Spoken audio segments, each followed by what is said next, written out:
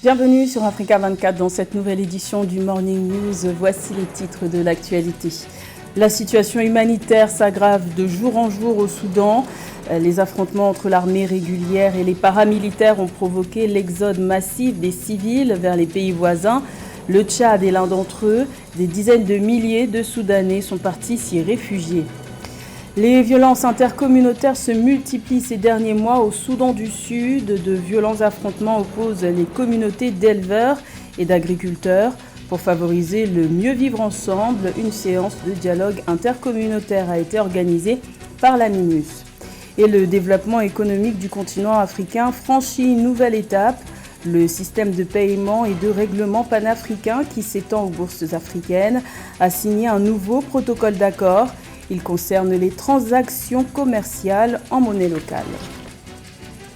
Mais tout d'abord, la communauté internationale s'inquiète de la situation humanitaire aggravée par les combats en cours au Soudan. Ces affrontements opposent depuis le 15 avril dernier l'armée régulière du général Abdel Fattah al-Burhan aux paramilitaires du général Hemedti. Jusqu'à ce mardi 2 mai, les violences continuaient malgré le renouvellement de la trêve de 72 heures décrétée le 30 avril. Les affrontements à Khartoum et dans plusieurs autres régions, en particulier au Darfour, ont fait plus de 500 morts et près de 5000 blessés. L'aide humanitaire peine à se déployer et seuls 16% des établissements de santé fonctionnent véritablement à Khartoum. Un premier avion humanitaire chargé de matériel chirurgical a atterri dans la capitale le 30 avril. Le conflit armé au Soudan a ainsi provoqué un exode massif de population. Les Soudanais fuient par dizaines de milliers pour tenter de trouver refuge dans les pays voisins tels que l'Égypte, l'Éthiopie, la Centrafrique ou encore le Tchad. Le Tchad qui pourrait voir le nombre de réfugiés soudanais atteindre plus de 800 000. Les précisions de Kamesh Katapoulé. À pied ou à dos d'âne, des dizaines de milliers de réfugiés soudanais affluent vers les pays voisins. Depuis le début des violences au Soudan, plus de 20 000 personnes sont venues trouver refuge au Tchad selon les données fournies par le Haut Commissariat des Nations Unies pour les réfugiés. Le HCR qui a déployé sur place des équipes d'urgence en vue de fournir une assistance humanitaire. Premièrement, le HCR s'assure que le processus d'accueil est bien respecté. Nos équipes procèdent à l'enregistrement et l'identification des réfugiés. Deuxièmement, nous nous assurons qu'il y ait un réel contrôle à la frontière de façon à ce que nous puissions surveiller l'arrivée des Soudanais. Enfin, nous fournissons une assistance en termes d'eau, mais aussi de santé. Mais ces chiffres pourraient sensiblement augmenter. Le HCR estime que plus de 800 000 Soudanais pourraient fuir les affrontements vers des pays comme l'Égypte, l'Éthiopie ou encore la Centrafrique. Des heurts qui se poursuivent malgré la reconduction le 30 avril d'une trêve de 72 heures conclue entre les deux parties en conflit et négociée par les États-Unis et l'Arabie saoudite. Des violences qui, depuis le 15 avril, ont fait plus de 500 morts. Tout a commencé aux alentours d'1h du matin. Nous nous sommes réfugiés dans un poste de police. Ils nous ont dit que nous ne pouvions pas rester car les combats avaient commencé. J'ai appelé mes enfants et leur ai dit de prendre mes petits-enfants et de partir. Puis nous nous sommes enfuis à pied. Et alors que les combats persistent, la situation humanitaire quant à elle se détériore. Une situation décrite comme catastrophique par les Nations Unies qui alerte sur un manque de financement pour assurer la réponse humanitaire au Soudan. Un manque évalué à 1,5 milliard de dollars. Au Soudan du Sud, les violences intercommunautaires se multiplient ces derniers mois.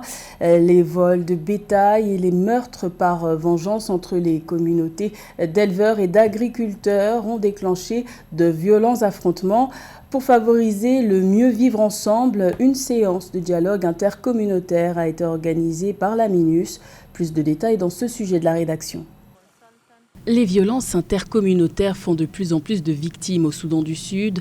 Malgré l'accord de paix de 2018 qui a mis fin à 5 ans de guerre civile, les communautés d'éleveurs et d'agriculteurs sont la cible de vols de bétail et de meurtres par vengeance.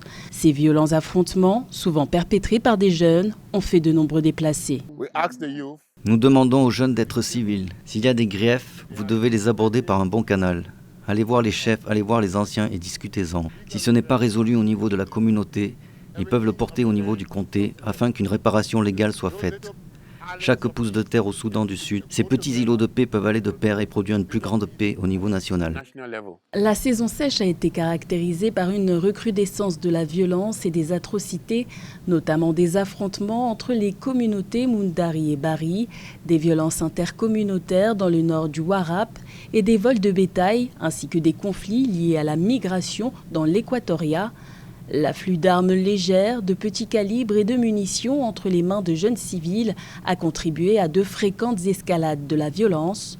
Pour favoriser le mieux vivre ensemble, une séance de dialogue intercommunautaire a été organisée par la MINUS.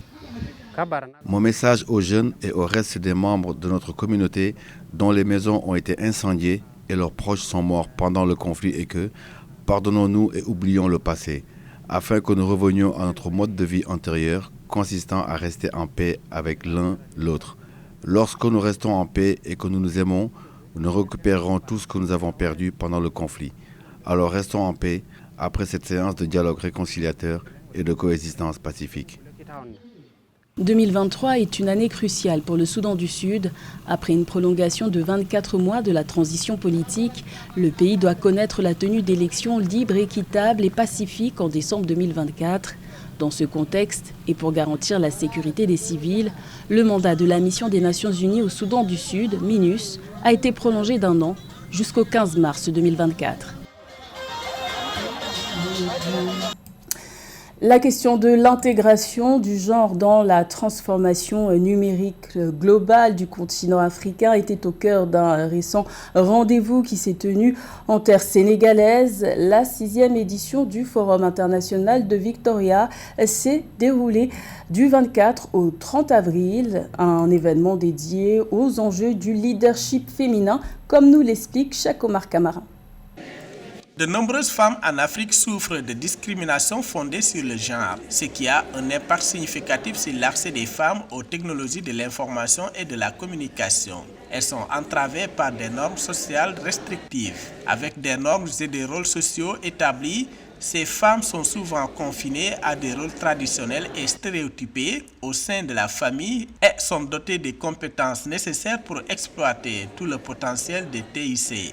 Ce rôle social très limité et responsable de la facture numérique à l'égard des femmes a fait l'objet de discussions lors de la 6e édition du Forum international de Victoria tenu au Sénégal. Quelle est l'image, quelle est la perception qu'on a des femmes au niveau de la société et surtout des femmes qui osent aller en fait sur les chemins des carrières en rapport avec les sciences. Bien souvent, elles ne sont pas encouragées. Bien souvent, elles sont perçues parfois même comme des rebelles. Donc tout ça doit changer. En ce qui concerne les solutions, Lydie Omanga estime qu'au-delà même d'une approche de changement de mentalité, les dirigeants africains doivent intégrer l'approche genre dans l'élaboration des politiques au niveau des gouvernements. C'est très important parce que ça permet déjà en amont de prendre en considération les femmes et les spécificités ou encore de prendre en considération peut-être des stratégies qui vont permettre à ce que les femmes soient incluses dans toutes les politiques que les gouvernements mettent en place. De deux, il y a aussi tous ces problèmes d'accessibilité qu'il faut régler. Vous ne pouvez pas accéder au numérique quand déjà vous êtes dans un pays où l'électricité n'est pas accessible à tous. Selon la vice-présidente de l'ARPTC, l'éducation est un facteur clé pour combler l'écart numérique entre les sexes. Les investissements dans l'éducation et les compétences numériques, en particulier pour les femmes, peuvent être considérés comme bénéfiques à l'échelle de l'État et à long terme. On doit, en termes d'éducation, non seulement former les professeurs, donc ceux qui éduquent, à faire en sorte, pourquoi il faut les former? Parce qu'il faut les aider à ne pas reproduire les stéréotypes.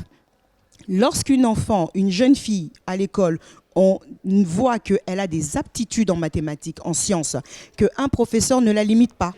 Selon les recommandations du Haut Commissariat aux droits de l'homme, les pays développés doivent faciliter le transfert de technologies vers les États en développement et intègrent des programmes d'accès des femmes et des filles aux technologies numériques dans leur propre programme de développement. C'est une étape de plus dans le développement économique du continent africain. Un nouveau protocole d'accord a été signé le 14 avril par le système de paiement et de règlement panafricain qui s'étend aux bourses africaines. Le but, faciliter les transactions commerciales en monnaie locale. Les explications d'Eugène Chema et Laetitia de Bilan. Le système de paiement et de règlement panafricain s'étend aux bourses africaines grâce au protocole d'accord rendu public le 28 avril 2023, mais signé le 14 avril au Zimbabwe entre le directeur général du PAPS, Mike Ogbalo III, et Tapelo Tcheole, président de l'Association africaine des bourses de valeur et PDG de la bourse du Botswana. Le PAPS permet depuis septembre 2021 aux opérateurs économiques de gagner du temps et de l'argent dans leurs échanges transfrontaliers en faisant leurs transactions en monnaie locale au lieu du dollar et de l'euro. La collaboration avec l'ASEA, qui a été la première organisation à mettre en place l'AELP avec comme objectif central le commerce transfrontalier de titres, constitue une étape importante vers le déploiement du système de paiement et de règlement panafricain sur l'ensemble du continent. Notre tâche immédiate est de créer une équipe de travail constituée des représentants du PAPS et de l'ASEA afin d'identifier les moyens de faciliter le transfert de fonds entre les bourses africaines membres de l'ASEA. À cette fin, j'aimerais inviter les acteurs des marchés de capitaux concernés à se joindre à nous dans cette entreprise novatrice pour les entreprises et les communautés d'investissement africaines. Ce partenariat entre l'ASEA et le PAPS est un prolongement du projet d'interconnexion des bourses africaines, dont le lancement de la première phase ciblant 7 places boursières couvrant 14 pays africains avait eu lieu en décembre 2022. Il connectera les marchés des capitaux africains en permettant également aux acteurs des places boursières de réaliser des gains en délaissant le dollar ou l'euro pour des monnaies locales dans le commerce transfrontalier des titres. But when I want to transfer funds Quand je veux transférer des fonds de Gisenyi au Rwanda à Goma en RDC, je dois passer par une banque correspondante à New York. 4 jours, 65 millions de dollars par exemple, se retrouvent ailleurs. En 2019, l'Afrique a géré via Suite 20,5 milliards de dollars de transactions. Nous avons une plateforme alternative. Nous avons introduit avec la vision de mon frère aîné, le professeur Orama, mon autre frère aîné, le docteur Adesina, nous avons introduit des outils pratiques pour permettre le commerce. 42 devises en Afrique, 5 milliards de dollars comme coût de la convertibilité des devises, le coût du commerce. Nous avons développé le système panafricain de paiement et de règlement pour permettre le commerce en monnaie locale.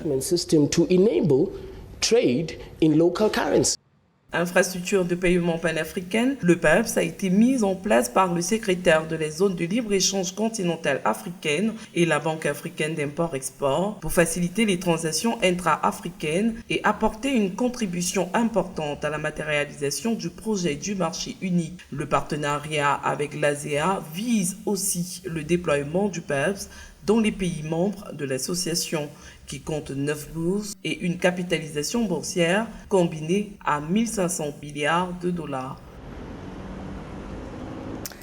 Partons à la rencontre à présent du Sénégalais El Hadji Omar Sey, qui a été élu le 23 avril président de la Confédération africaine de surf. Ancien surfeur professionnel, il est un pionnier de ce sport au Sénégal. Son projet, promouvoir et professionnaliser la discipline sur le continent, un sujet de Paul-Marcel Mayagui. Accepté déjà par sa fédération. Le Sénégalais El Hadji Omar Sey est depuis le 23 avril 2023 à la tête de la Confédération africaine de surf. Il succède au Marocain Mohamed Katmiri, deuxième président de la Confédération africaine de surf. Depuis sa création en 2017, El Hadji Omar Sey ambitionne de rendre plus compétitif ce sport sur le continent. Je veux que le surf africain commence à gagner l'argent en Afrique. Je veux que le surf africain soit sécurisé en Afrique. Je veux que le surf africain soit fier d'être professionnel en Afrique. Sur le continent, le surf est notamment développé en Afrique du Sud, au Maroc, au Libéria, au Sénégal ou encore à Sao Tomé et Principe. Pour inciter davantage de personnes à la pratique de sport nautique, le nouveau président de la Confédération africaine de surf ambitionne de mettre un accent particulier sur la formation des jeunes, des femmes et des techniciens. Je veux que tous les techniciens africains qui ont le niveau aient leur diplôme ISA, ASC pour pouvoir coacher, encadrer en Afrique. Si on a mis ces mécanismes en place aujourd'hui, on parlait sur notre projet phare, qui est la formation-développement. Détecter les nouvelles talents, les former et développer le surf africain. Comme ça. Pour le faire aujourd'hui, c'est en collaboration avec les autorités africaines, les présidents des fédérations, pour insérer le surf à l'école. Une fois qu'on a réussi ça aujourd'hui, ça veut dire qu'aujourd'hui, on peut créer des pôles sport-études. Avec ses 30 500 km de côtes arrosées par 3 océans et plusieurs mers, l'Afrique est une destination idoine pour la pratique des sports nautiques. Pour le nouvel exécutif de la Confédération africaine de surf, ce sport pourrait contribuer davantage au développement du continent. À travers le surf, on peut développer beaucoup de choses dans ce pays. C'est vrai que j'entends aujourd'hui, nos autorités sont en train de mettre un politique sportif. Mais le surf est un des rares sports pour vendre cette destination au Sénégal. On peut vraiment développer ce pays à travers le surf. Parce que le tourisme du surf est très très puissant. Né en 1977, Angor El Hadji Oumar Sey est l'un des pionniers du surf au Sénégal. Il a signé son premier contrat professionnel en 1995. Après 25 ans de carrière, il s'est lancé dans le milieu du business comme opérateur économique, vice-président de la Fédération sénégalaise de surf, manager général de la World Surf League en Afrique de l'Ouest. El Hadji Oumar Sey est également l'entraîneur de l'équipe nationale sénégalaise de surf. C'était le journal de la rédaction. Merci de l'avoir suivi. L'information continue sur Africa 24.